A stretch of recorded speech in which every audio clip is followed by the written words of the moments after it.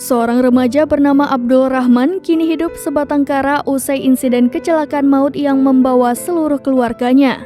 Abdul Rahman yang merupakan anak sulung asal Malaysia ini menjadi yatim piatu dalam sekejap. Kecelakaan maut yang menewaskan kedua orang tua dan keempat adiknya tak pernah terbayangkan oleh Abdul Rahman. 6 anggota keluarga anak remaja ini meninggal dunia dalam kecelakaan maut. Sementara satu adiknya lagi hingga saat ini masih menjalani perawatan akibat luka berat. Kecelakaan maut itu sendiri terjadi di Jalan Raya Segamat Kuantan, Malaysia pada Jumat 1 September 2023 sekitar pukul 18.37 waktu setempat. Kecelakaan ini melibatkan banyak kendaraan yaitu truk trailer, sebuah Honda HR-V, sebuah Proton Wira, sebuah Pero 2 Beza, dan Pero 2 Alza yang dinaiki korban sekeluarga. Kecelakaan tragis tersebut menewaskan 6 anggota keluarga yakni seorang ayah bernama Amiruddin Ismail dan ibu bernama Nur Rahimah Nur Muhammad.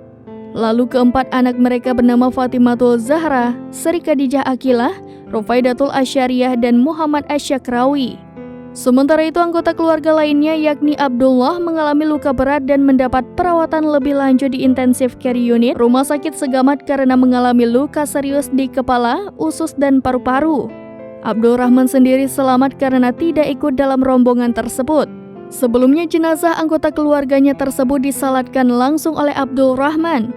Jenazah langsung dibawa ke dalam masjid dan disalatkan oleh putra sulung sebagai imamnya. Abdul Rahman menjadi imam salat jenazah satu keluarganya itu tengah ramai di media sosial.